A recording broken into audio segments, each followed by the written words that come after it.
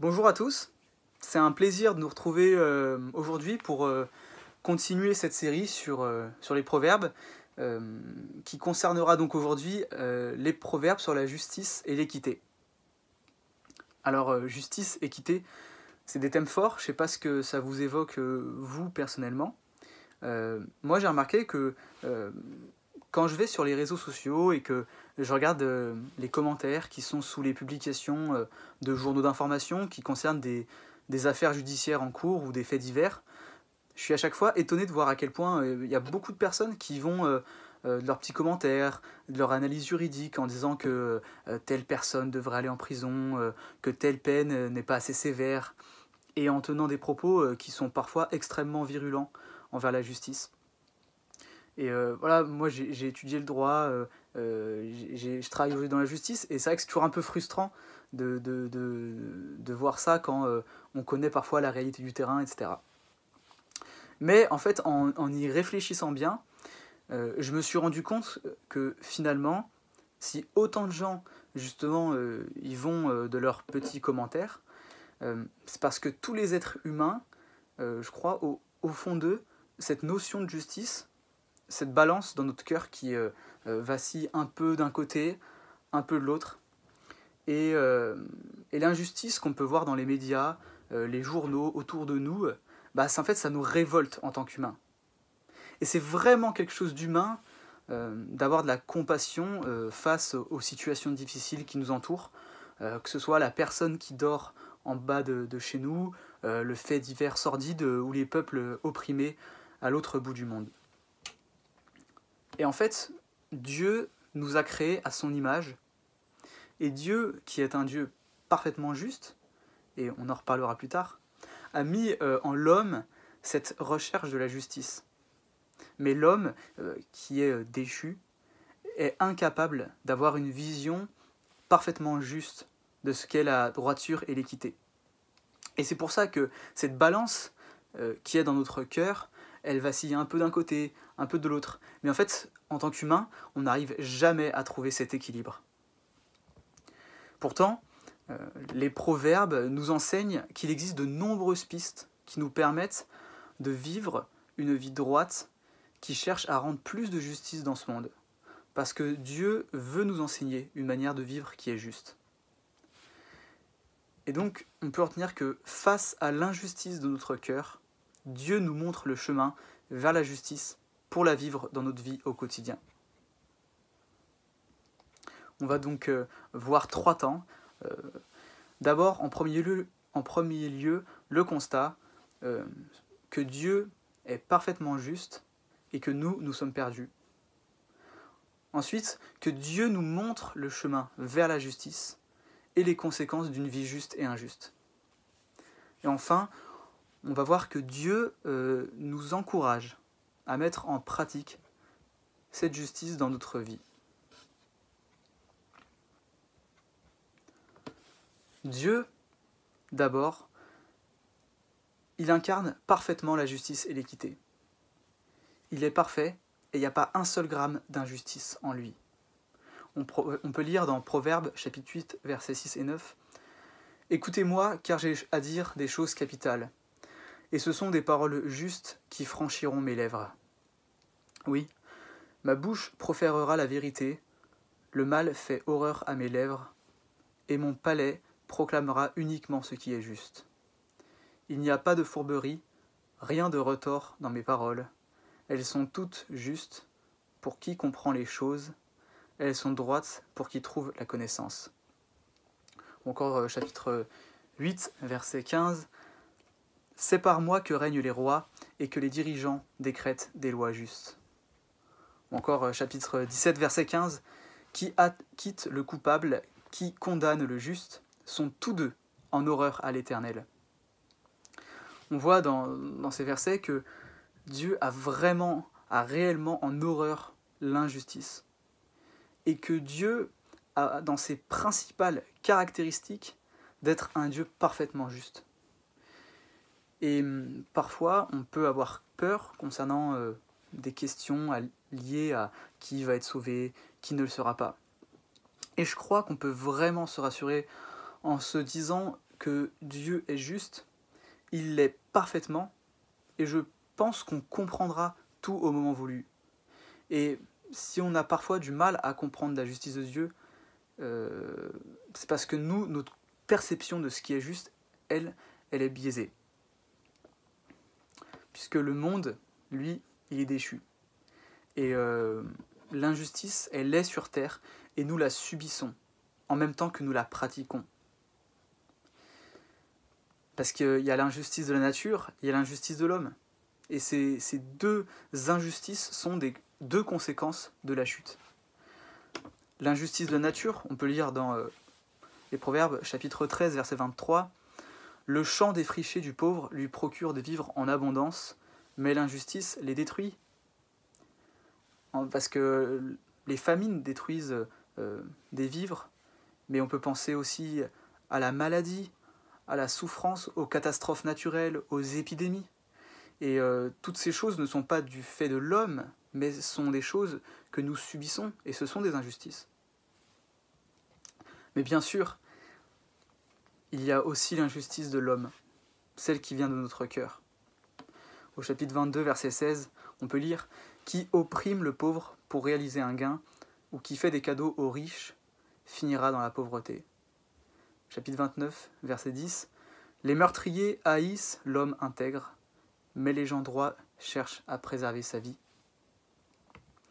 Chapitre 28, verset 21, « Celui qui est partial n'agit pas bien, et pourtant, un homme est capable de faire le mal pour une bouchée de pain. » Et oui, parfois, on peut faire le mal, même pour rien.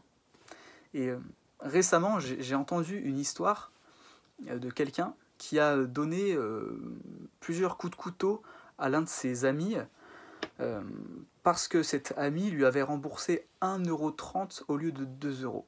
C'est une vraie histoire. Des coups de couteau pour 70 centimes. Et ces versets nous montrent que l'homme lui-même, dans son cœur, est mauvais et injuste. C'est l'homme livré à lui-même qui cherche sa propre voie de la justice et qui finit par faire l'injustice parce qu'il n'y a que Dieu qui peut nous montrer la voie. Et on connaît tous ce proverbe populaire, « L'enfer est pavé de bonnes intentions ». Et on peut penser à combien de chefs d'État, dictateurs, terroristes ont pu commettre les pires actes en pensant réellement bien faire en faisant cela. Et en fait, ça, c'est la subjectivité de la justice. Parce que cette vision des choses entre le bien et le mal peut différer d'un individu à l'autre. Elle peut différer aussi selon les cultures. Dans tel pays, par exemple, tel acte sera puni très sévèrement, tandis que dans un autre pays, ce sera parfaitement légal. Et il y a certains auteurs chrétiens, on peut penser à Timothy Keller ou Guillaume Bignon, par exemple, qui vont dire que cette subjectivité du bien, c'est-à-dire ce fait que d'une personne à l'autre ça va différer, en fait ça prouve même l'existence de Dieu. Parce que finalement, si Dieu n'existe pas, alors le bien et le mal n'existent pas. Si ce qui est juste et injuste n'est qu'une question relative, alors aider quelqu'un, l'aimer, ou alors le tuer de sang-froid, n'a absolument aucune différence morale avec le fait de porter un t-shirt rouge ou un t-shirt bleu. En fait, ça serait juste une question de choix, de goût. Nous sommes perdus et notre cœur est injuste. Et Dieu, lui, il est parfaitement juste et a voulu nous guider vers un chemin de justice et de droiture.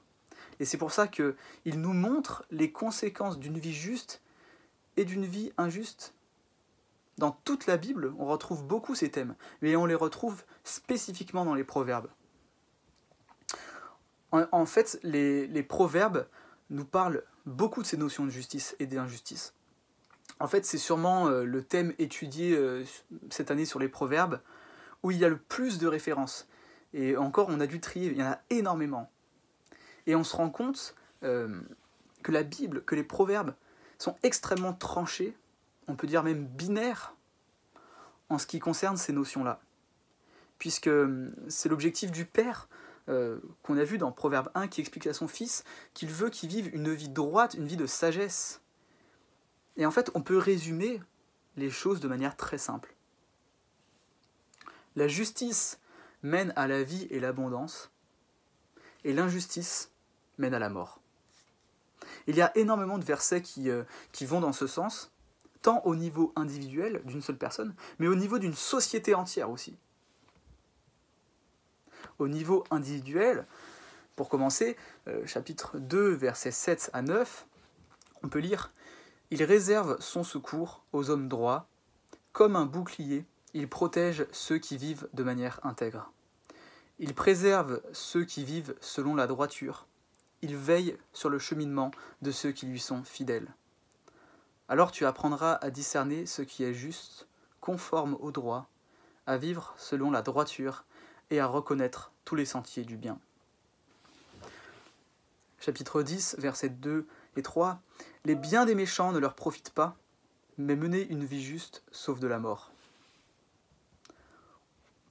Chapitre 11, versets 18 à 21. « Le méchant fait une œuvre qui le trompe, mais celui qui sème la justice reçoit un salaire sûr.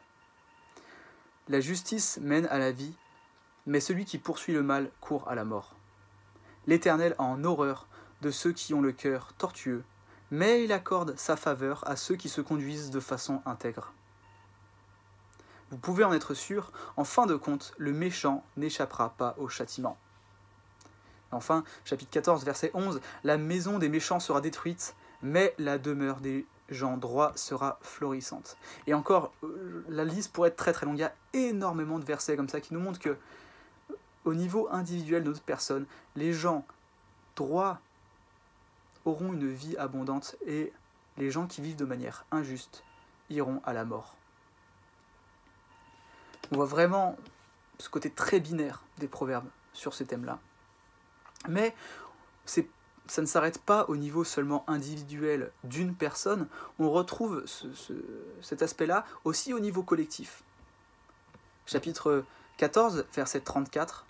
« La justice grandit une nation, mais le péché est une honte pour tout le peuple. » Chapitre 22, verset 8. « Qui sème l'injustice moissonnera le malheur, et son règne de terreur prendra fin. » Et on peut constater dans l'histoire que les sociétés qui se comportent de manière injuste finissent par disparaître, mais les sociétés qui font le bien peuvent devenir des exemples pour toutes les autres sociétés. Mais cette réalité s'applique aussi à un niveau de l'état du gouvernement même. Chapitre 16, versets 11 à 13, pardon. « L'Éternel veut des balances et des plateaux justes, et les poids, il en fait son affaire. Faire le mal est une chose abominable pour un roi, car le pouvoir ne devient fort que s'il est juste. Ceux dont les paroles sont justes obtiennent la faveur du roi, et il aime ceux qui parlent avec droiture. » Et de la même manière, on peut constater dans l'histoire que les gouvernements, chefs, rois, dictateurs, qui sèment la terreur au milieu de leur peuple, finissent par disparaître. Et comme le verset que je viens de lire le dit, le pouvoir ne devient fort que s'il est juste. Hitler disait que son Reich durerait 1000 ans et il n'en a duré que 12. Et ça peut nous donner de l'espoir pour quand on voit certains pays où les chrétiens sont persécutés. On peut penser par exemple à la Corée du Nord, et ça peut nous donner vraiment une espérance que ce régime finisse par tomber avec toutes les horreurs qu'ils peuvent commettre. Mais voilà, il faut toujours se rappeler avec les proverbes que c'est un homme sage, Salomon, qui explique ce qu'il a vu tout au long de sa vie, et que donc c'est une conséquence de la vie, les proverbes, mais ce n'est pas une promesse immédiate et personnelle, mais c'est une tendance qu'on va retrouver. Voilà, c'est important d'avoir bien cela en tête quand on étudie les proverbes. on peut se demander qu'est-ce qui nous motive, humains, le fait de se comporter de manière juste. Qu'est-ce qui fait que on se comporte d'une manière juste ou injuste? Et comme on l'a vu avec la sagesse, le fait de se comporter de manière juste découle de la crainte de l'Éternel. Chapitre 14, verset 2. Qui craint l'Éternel se conduit avec droiture. Qui le méprise emprunte des voies perverses. Mais il faudrait faire attention à ne pas tomber dans la mauvaise crainte qui en fait se résumerait à avoir peur de Dieu et obéir, et finalement de manière hypocrite, comme les pharisiens que critiquait Jésus, qui est fondé sur une logique humaine de loi qu'on doit respecter. Mais en fait, au contraire, la crainte de l'Éternel, c'est une crainte respectueuse et sincère qui vient d'une transformation du cœur par l'action du Saint-Esprit. Dans la lettre de Paul aux Romains, Paul parle beaucoup et fait beaucoup la comparaison entre la loi et la foi. Et on peut lire dans Romains, chapitre 3, verset 19, à partir du verset 19, pardon. Or, nous le savons, tout ce que dit la loi, elle le déclare pour ceux qui sont sujets de la loi, afin que toute bouche soit fermée et que le monde entier soit soumis au jugement de Dieu. Ainsi, par la pratique de la loi, personne ne deviendra juste devant Dieu. En effet, la loi fait seulement connaître le péché. Mais aujourd'hui, indépendamment de la loi, Dieu a manifesté en quoi consiste sa justice. La loi et les prophètes en sont témoins. Et cette justice de Dieu, donnée par la foi en Jésus-Christ, elle est offerte à tous ceux qui croient. En effet, il n'y a pas de différence. Tous les hommes ont péché, ils sont privés de la gloire de Dieu. Et lui, gratuitement, les fait devenir justes par sa grâce, en vertu de la rédemption accomplie dans le Christ Jésus. Nous, les hommes, on est abandonnés à nous-mêmes. On est incapable de reconnaître ce qui est juste ou non. Et même grâce à la loi de Dieu, qu'il nous révèle dans sa parole, on peut savoir ce qui est juste ou non. Mais en fait, on sera toujours incapable de la mettre en pratique. Parce que notre cœur est corrompu et il est pécheur. Et il n'y a que par l'intermédiaire de Jésus que l'on peut être déclaré juste, parce qu'il nous déclare juste, et on veut, avec l'Esprit de Dieu, rentrer dans un chemin de droiture. Et dans ce chemin vers la droiture, il y a vraiment une sorte de cercle vertueux à se rapprocher de Dieu. Car plus on se rapproche de Dieu, plus on connaît la justice de manière même intime. Le proverbe 3, verset 32, nous enseigne même qu'on rentre vraiment dans une intimité avec Dieu lorsque l'on se comporte d'une manière droite. Je cite, « L'Éternel a en horreur les gens pervers, mais il réserve son intimité aux hommes droits. » En fait, on peut voir dans les proverbes que plus un homme cherche la droiture, plus ce sera facile pour lui d'aimer faire le bien. Et à l'inverse, l'homme mauvais finira par se justifier, en fait, en quelque sorte, de commettre l'injustice. Chapitre 21, verset 15, « C'est une joie pour le juste d'agir selon le droit, mais c'est un supplice pour ceux qui font le mal. » Si on reprend l'exemple du monsieur de tout à l'heure qui a donné des coups de couteau à son ami pour 70 centimes, en fait, cette même personne, elle était incapable de voir où se trouvait le mal. Son ami a survécu, il n'a pas porté plainte, l'affaire est réglée, et si c'était à refaire, il le referait. Et en fait, il était complètement aveuglé concernant les codes moraux de la société, et ce qui est juste et injuste. Et de la même manière, les proverbes nous apprennent que ceux qui pratiquent l'injustice détestent les hommes droits. Chapitre 29, verset 10, « Les meurtriers haïssent l'homme intègre, mais les gens droits cherchent à préserver sa vie. » Chapitre 29, verset 27, « Les justes ont en horreur l'homme inique, tout comme le méchant a en horreur l'homme dont la conduite est droite. Et finalement, ce qui est juste et injuste, c'est comme l'eau et l'huile, ça ne peut pas se mélanger. Et ceux qui ont laissé la méchanceté envahir leur cœur sont incapables d'admettre ce qui est bien ou mal. Parce que, en fait, la balance qui est dans leur cœur, elle est complètement déréglée. Et ils sont aveuglés. Et on a vraiment besoin de passer du temps dans la parole de Dieu, dans la prière, pour que l'Esprit nous montre ce qui est juste ou injuste. Et je me rends compte moi-même à mon niveau personnel que quand je passe pas du temps avec Dieu régulièrement, quand je me laisse distraire, ben en fait doucement, un voile se met et je me rends compte que je vais être plus facilement, quelque part, tolérant à la méchanceté, à la violence, à l'injustice, etc. A l'inverse, quand on étudie la parole, qu'on cherche à savoir ce qui est juste, l'Esprit nous guide et on est beaucoup plus armé à agir et à réagir dans les situations du quotidien. Et donc, comme je viens de le dire, on a besoin de réagir dans des situations au quotidien et ça fait la transition avec un dernier temps où on va se demander quelle est notre attitude face à l'injustice en tant que chrétien, en tant que personne qui a accepté Jésus dans son cœur. En effet, on sait qu'on vit dans un monde déchu, rempli d'injustice, et on sait que Dieu nous offre une manière de vivre une vie juste. Mais concrètement, comment réagir dans les situations du quotidien où l'on voit l'injustice ? Et on va voir plusieurs remarques. D'abord, nous sommes appelés à exercer la justice sur terre. En tant que chrétiens, nous sommes appelés à rechercher, à exercer la justice dans le monde, autour de nous, dans notre quotidien, autant qu'on le peut.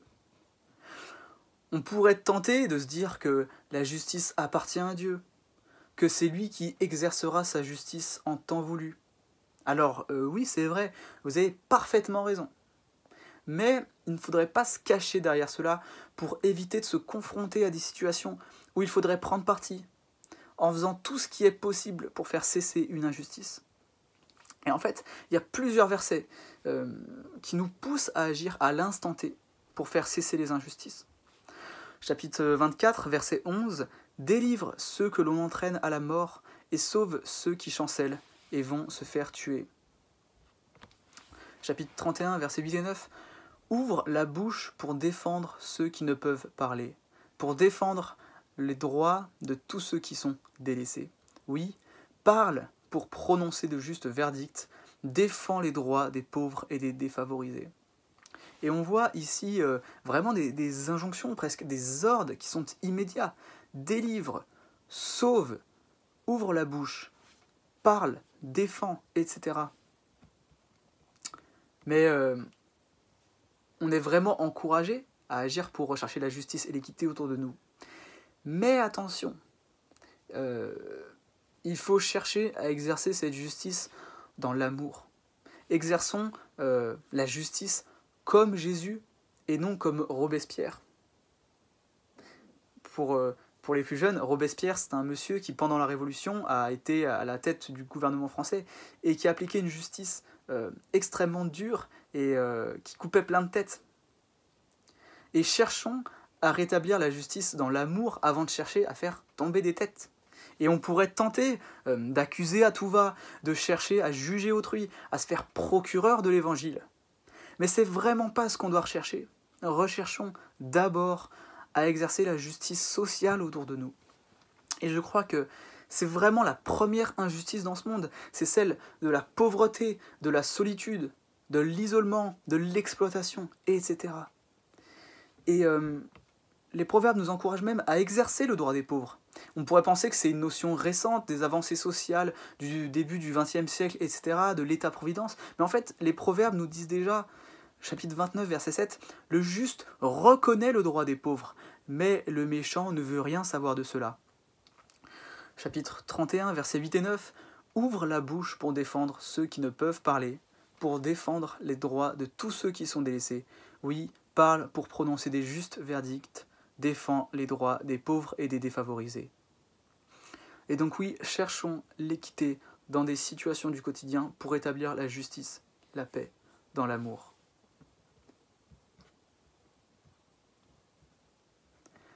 On pourrait se demander aussi, est-ce que nous, en tant que chrétiens, on peut aller devant les tribunaux humains pour exercer nos droits? C'est quelque chose qui est très pratique, mais c'est une vraie question qu'on peut se poser. Et en fait, quand on cherche un peu dans la Bible, eh bien, il y a vraiment des petites réflexions pour y répondre. Et on peut différencier les litiges qui nous concernent, nous, entre chrétiens, et ceux qui peuvent nous opposer avec des personnes non chrétiennes. D'abord, entre chrétiens, Paul, dans 1 Corinthiens, chapitre 6, versets 1 à 7, il nous exhorte à ne pas aller devant la justice des humains, mais d'arbitrer le litige avec des personnes sages de l'Église. Je cite, « Lorsqu'un de vous a un différend avec un frère ou une sœur, comment ose-t-il le citer en justice devant des juges incroyants au lieu de recourir à l'arbitrage des membres du peuple saint ?» Alors Paul pose un principe, mais évidemment le cœur de l'homme nous pousse malheureusement parfois à être contraint de passer devant la justice. Et je précise également que de la même manière, protéger un crime ou un délit est passible d'une peine d'emprisonnement, et que dans les cas où un chrétien aurait connaissance d'une infraction grave sans la dénoncer, par exemple si JD va faire son footing après 19h, non je plaisante bien sûr, mais dans des cas vraiment graves où des vies seraient en danger, et voilà, on connaît beaucoup d'exemples où l'Église a caché des agissements de certains membres, notamment vers les enfants, et ça c'est absolument inacceptable.